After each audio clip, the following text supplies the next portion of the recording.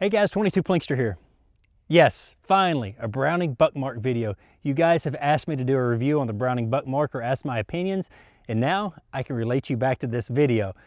The Browning Buckmark is nothing new. They've been around, around 1985-ish, and it took the place of the Browning Challenger. And we all know that the Browning Challenger is kind of a copy of my favorite pistol, the Colt Woodsman. Let me shoot this a few times and we'll talk a little bit more about it.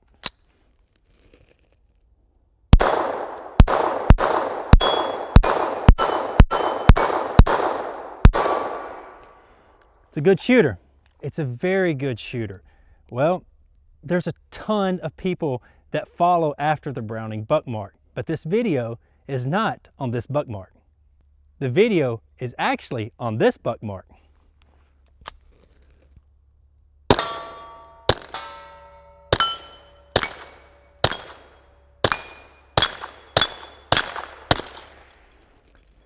And this is also a very good shooter. Now, before I get started, I have a lot of people to thank for this video. Tactical Solutions. It's the first thing that you see when you look at this particular pistol is the barrel and these grips. This particular barrel is made by Tactical Solution. It is their trail light barrel. This particular barrel is 5.5 inches long and it's threaded to take a suppressor. It's my Silencer Co. Sparrow on the end of it. Now the grips, I love these grips. They're aluminum grips. I've never had a pistol that had aluminum grips before, but these grips, they do have deep checkering in them, which allows you to get a very good purchase on the pistol. So, saying that, let me shoot a few more times and I will tell you a little bit more about it. I have found out that this barrel is very accurate. I can shoot this pistol very well most of the time. And I'm running just strictly some Federal Champion 36 grain bulk out of it. All right, let's go across the creek there.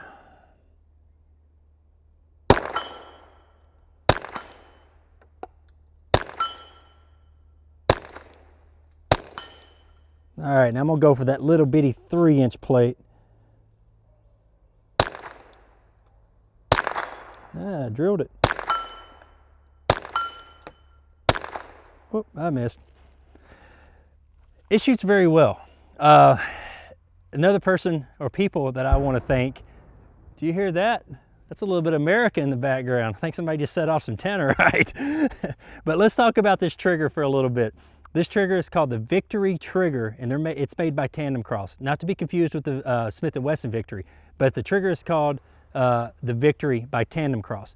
And what this will allow you to do, the Browning Buckmarks, they come with a curved trigger, okay? This particular trigger, it is flat, okay? Some people like flat triggers. I particularly like flat triggers, especially if you're shooting in competition. It's a little bit easier to get your good, get enough finger on the pistol, on the trigger, excuse me. And it does have a little bit of checkering on the trigger, so you can, it feels pretty good. It feels really good. Now, it doesn't lighten up the trigger any. Does not make the trigger lighter, but what it does, it takes a good trigger and turns it into a great trigger. Now, on the rear of this pistol, right here on the slide, it's called the Halo system. This is also made by Tandem Cross.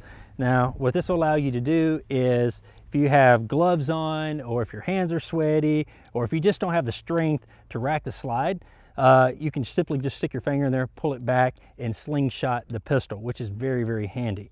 So let me shoot it a few more times here. I wish I had $1 for every magazine I have loaded in my life. I would have a lot of dollars. All right. Well, don't need that. I got a gum wrapper in my pocket. Can't load gum wrappers in magazines. All right.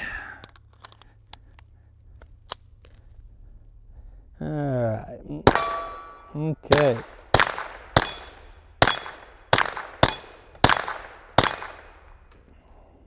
I need to paint those things. I can barely see them.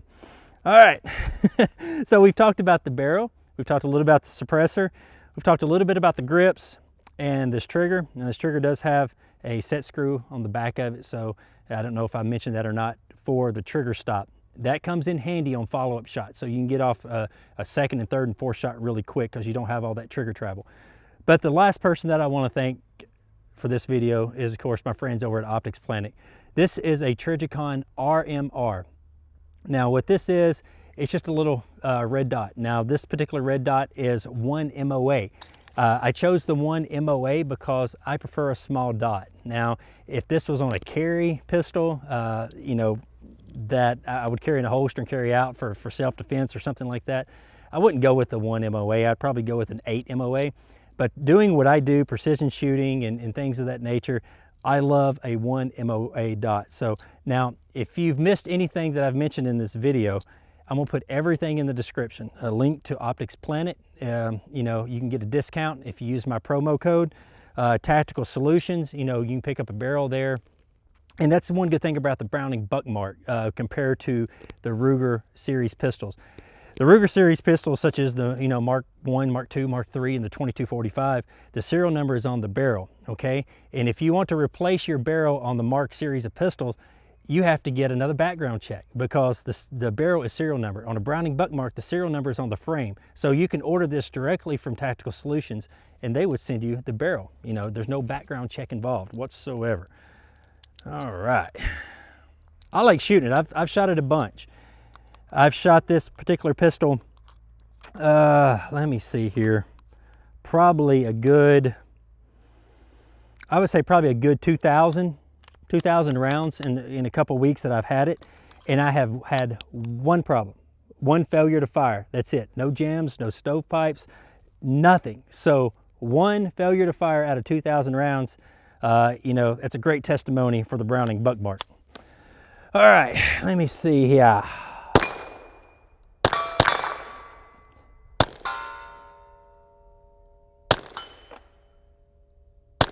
Oh, I hit that little 3-inch plate. Whoop, I missed. There we go, can't leave on that. All right, so again, if you want to know exactly everything that I used to build the ultimate Browning Buckmark, which I call the Frankenmark, it's all in the description of the video. So guys, thank you very much for watching. Until next time, y'all be safe and keep plinking.